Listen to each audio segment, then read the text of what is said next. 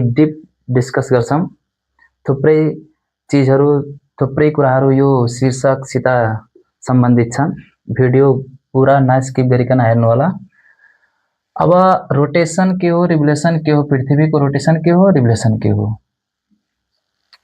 तो सबभन्दा पहिला हामी ग्यालेक्सीको बारेमा बुझौं। ग्यालेक्सी जसलाई आकाश गंगा पनि भनिन्छ। अब यो सपोज यो हो ग्यालेक्सी। ग्यालेक्सीमा बिलियन्स अफ स्टारहरु हुन्छन् अनि यो मानम हामीले बस्ने हाम्रो ग्यालेक्सी जसको नाम हो मिल्की वे ग्यालेक्सी। यो ग्यालेक्सीमा पनि बिलियन्स अफ स्टार छन् अनि यही ग्यालेक्सीमा मिल्की वे ग्यालेक्सीमा हाम्रो सोलर सिस्टम पनि एक्जिस्ट गर्छ। अनि यो पार्टलाई हामी सेन्टर बुझौं, यानी कि ग्यालेक्टिक सेन्टर। यसलाई ग्यालेक्टिक सेन्टर भनेर बुझौं। अब कुरा के छ भने जस्तै जुन हाम्रो सोलर सिस्टम छ त्यो सेन्टर देखि धेरै टाढा छ, यानी कि जुन सोलर सिस्टम हाम्रो मिल्की वे ग्यालेक्सीमा एक्जिस्ट गरेछ त्यो सोलर सिस्टम सेन्टर देखि ग्यालेक्टिक सेन्टर देखि धेरै टाढा छ र यो बीचको दूरी बहुत धेरै छ, ठूलो दूरी हो। यसलाई हामी लगभग 30,000 लाइट इयर मानिन्छ। अब 1 लाइट इयर बराबर भ्यालु थाहा छ कति हुन्छ। तो यो बहुत धेरै ठूलो दूरी भयो र यो सेन्टर देखि यति टाढा हाम्रो सोलर सिस्टम छ। र यो जुन सोलर सिस्टम छ यो सोलर सिस्टम कहीं रुकेको छैन। यो ब्रह्माण्डमा जति पनि हेभेनली बॉडीजहरु छन् ती हेभेनली बॉडीजहरुले घुमिराख्नु पर्छ, चल्नु पर्छ, मोसनमा बस्नु पर्छ, नत्र भने त्यो वस्तु यो युनिभर्सबाट गायब हुन सक्छ, हराउन सक्छ, उसको अस्तित्व खत्म हुन सक्छ। त्यही भएर यो ब्रह्माण्डमा हरेक हेभेनली बॉडीजलाई हैन घुम्दै गरिराख्नु पर्छ। तो जुन यो सोलर सिस्टम छ यो सोलर सिस्टम सन पनि छन्, प्लानेटहरु, सैटेलाइटहरु, एस्टेरोइडहरु, अरु हेभेनली बॉडीहरु पनि छन्। तो यो सनले के गर्छ भने यो ग्यालेक्टिक सेन्टरलाई परिक्रमा गरिरहन्छ। सनले ग्यालेक्टिक सेन्टरलाई परिक्रमा गरिरहन्छ। यदि अब यो सनले यदि बाइ द वे परिक्रमा गर्दै छ त यसको पछाडी सबै ग्रहहरु, सबै उपग्रहहरु अनि तिनीहरु पनि यसको साथ-साथमा परिक्रमा गरिरहन्छन्। तो यो सनले जब एक चक्कर कम्प्लिट गर्दिन्छ, सनले जब एक चक्कर कम्प्लिट गर्दिन्छ ग्यालेक्टिक सेन्टरको, यसको वरिपरि एक फन्को मार्दिन्छ, तो त्यसलाई हामी भन्छौं 1 कस्मिक इयर। 1 कस्मिक इयर अथवा ग्यालेक्टिक इयर पनि भनेर बुझ्न सक्छौं। यसलाई ग्यालेक्टिक इयर अथवा कस्मिक इयर भनेर बुझिन्छ। अनि यो सन जब यो ग्यालेक्टिक सेन्टरलाई परिक्रमा गर्छ, जब घुम्छ, चक्कर लगाउँछ, तो यसको गति यानी कि सनको जुन गति छ घुम्ने वरिपरि हैन, त्यसको गति भनेको याद राख्नु होला 230 हैन किलोमिटर हैन 230 kilometre per second. 230 kilometre per second को हिसाबले यो सूर्य हैन ग्यालेक्टिक सेन्टरलाई अब परिक्रमा गरिरहेको हुन्छ। र यो एक कस्मिक इयर अथवा कम्प्लिट इयर पूरा हुनको लागि यसलाई टाइम चाहिन्छ। त्यो टाइम हो 250 मिलियन इयर, यानी कि यति वर्षमा यो सनले एक चक्कर कम्प्लिट गर्छ, एक रिभोल्युसन कम्प्लिट गर्छ अनि यति गतिले सन गर्छ। अब अर्को चीज के आयो? अब हाम्रो टपिक छ रोटेशन एन्ड रिभोल्युसन। तो रोटेशन भनेको मानव यो भयो अर्बिट अनि यो भयो sun. This is sun and this is orbit. अनि यसको वरिपरि त थुप्रै ग्रहहरु छन्, घुम्दै छन्, यानी कि 8 ग्रहहरु घुम्दै छन्।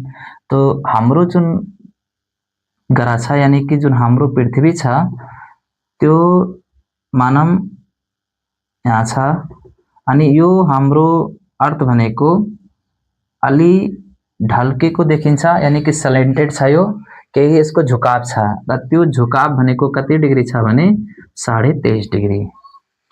अब रोटेसन के हो? रोटेसन भनेको जस्तै यो पृथ्वी आफैमा पनि यस्तै नाच्दैछ, आफ्नो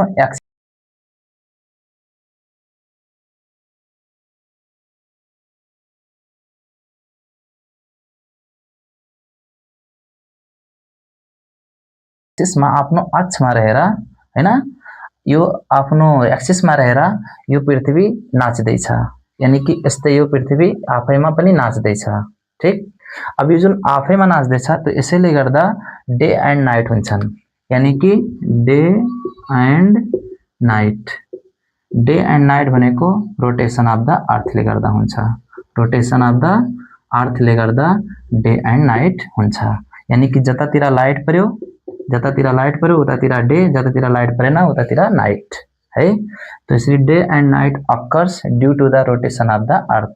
र यो जुन अर्थ आफैमा नाच्दैछ जुन स्पिडले, जुन गतिले, यो गति भनेको यसको छ 1674 किलोमिटर पर आवर, यानी कि 1 घण्टामा 1674 किलोमिटर दूरीलाई अब यदि यो कभर गर्यो भने दूरी यति कभर गरिदिन्छ, यानी कि यो गतिले यो घुम्दैछ, यसको यो गति भयो।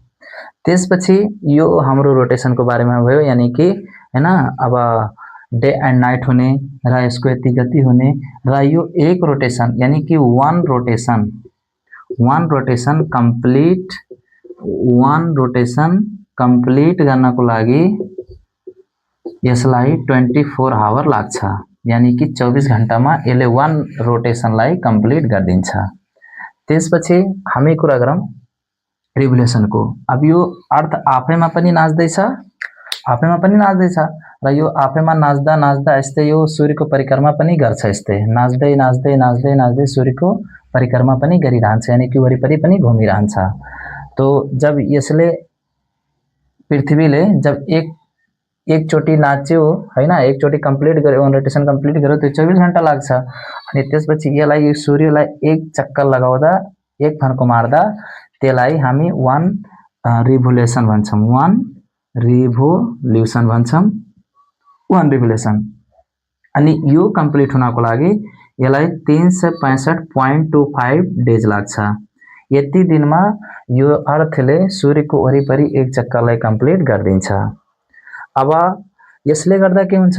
यसले गर्दा सिजन चेन्ज हुन्छन्, यानी कि जुन हामी सिजनको नाम सुन्छौं, जस्तै summer season, winter season, autumn season, spring season, तो seasons changes due to the revolution of the earth. अनि मेन कारण के हो भने पृथ्वीको यो झुकाव, यानी कि 23.5 डिग्री जुन झुकाव छ त्यसैको कारणले गर्दा सिजन चेन्जहरू हुन्छन्। अब यसको अरु विस्तृत अब यहाँ रिभोल्युसनको कुरा यदि गर्छौं हामी, तो यसको गति लगभग रिभोल्युसन, जस्तै तपाईको मानौ सूर्य पृथ्वी हैन, अब सूर्यको वरिपरि घुम्दैछ, तो यसको गति हामी लगभग 30 किलोमिटर पर सेकेन्ड मान्छौं, यानी कि रिभोल्युसन गर्दाखेरि गति हैन, तो यो कति हुन्छ भने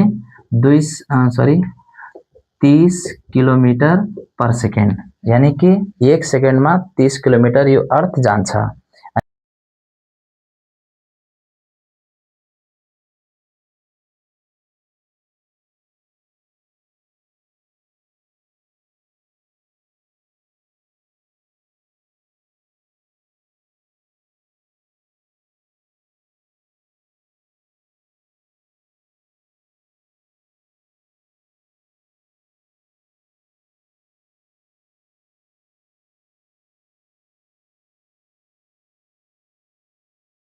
अनि यसरी घुम्दा घुम्दा अब 365.25 डेजमा यसले वान रिभोल्युसन कम्प्लिट गर्छ र यही वान रिभोल्युसनमा थुप्रै सिजनहरू चेन्ज हुन्छन्, यानी कि जति सिजनहरू छन् तिनीहरू चेन्ज हुन्छन्। तो यो हाम्रो भइहाल्यो रिभोल्युसनको बारेमा, समय कति लाग्छ, के हुन्छ यसमा हैन, गति कति हुन्छ। त्यसपछि आयो कुरा अब कहिलेकाहीँ एकदमै गर्मी र एकदमै ठण्डी हुन्छ, too cold and too hot हुन्छ। तो यदि मानौं हैन, जस्तै मानौ यहाँ पनि ड्रा गरौँ हामी अर्थ, अब यो पनि हाम्रो 23.5 डिग्री यस्तो ढल्केको छ हैन, यानी कि झुकाव यसको छ 23.5 डिग्री। ल यसको पनि झुकाव भयो 23.5 डिग्री। अब यहाँ के छ भने जस्तै जेठ अषाढको महिनामा जेठ अषाढको महिनामा हेर के हुन्छ भने झुकावले गर्दा हैन यो महिनामा सूर्यको लाइट सीधा यो नर्थर्न हेमिस्फियरमा पर्छ र हाम्रो कन्ट्री पनि नर्थर्न हेमिस्फियरमा छ। त यो टाइममा अत्यधिक यानी कि टु हट हुन्छ र यो जुन साउथर्न हेमिस्फियर छ त्यो टाढा झुकाव छ यानी कि सूर्यभन्दा टाढा झुकाव छ र नर्थर्न हेमिस्फियरको सूर्यतिर झुकाव छ यानी कि यतातिर सनलाइटहरू डाइरेक्ट पर्ने भए त यहाँ हट हुन्छ अनि यहाँ तलतिर कोल्ड हुन्छ। तो जेठ अषाढमा एकदमै गर्मी हुन्छ किनभने सनलाइट डाइरेक्ट पर्छ अनि त्यसपछि पुष माघमा अब यो झुकाव जुन छ त्यो नर्थर्न हेमिस्फियर सनभन्दा टाढातिर झुकाव छ अनि यो सनतिर यो साउथर्न हेमिस्फियरको झुकाव हुन्छ। तो यसमा के हुन्छ भने जुन यो हाम्रो सनलाइट हुन्छ अब यो डाइरेक्ट सनलाइट पर्छ साउथर्नमा पर्छ हैन अनि त्यसपछि अब डाइरेक्ट यो नर्थर्नमा पर्दैन यानी कि सनलाइट जुन आउँछ त्यो डाइरेक्ट प्रत्यक्ष सीधा त्यो नर्थर्नमा पर्दैन त्यही भएर यहाँ चिसो हुन्छ यहाँ कोल्ड हुन्छ र यहाँ के हुन्छ हट हुन्छ। तो नर्थर्नमा सीधा नपरेर यो कोल्ड हुने भयो र यहाँ साउथर्नमा सीधा परेर यहाँ हट हुने भयो यानी कि गर्मी हुने भयो। अनि जुन अन्टार्क्टिका छ जसलाई हामी भन्छौं ह्युमनलेस कन्टिनेन्ट तो त्यहाँ त तलतिर छ तो यहाँ जुन सनलाइट आउँछ यहाँ पनि सीधा पर्दैन यानी कि यहाँ पनि तपाईको के हुन्छ भने अत्यधिक चिसो हुन्छ।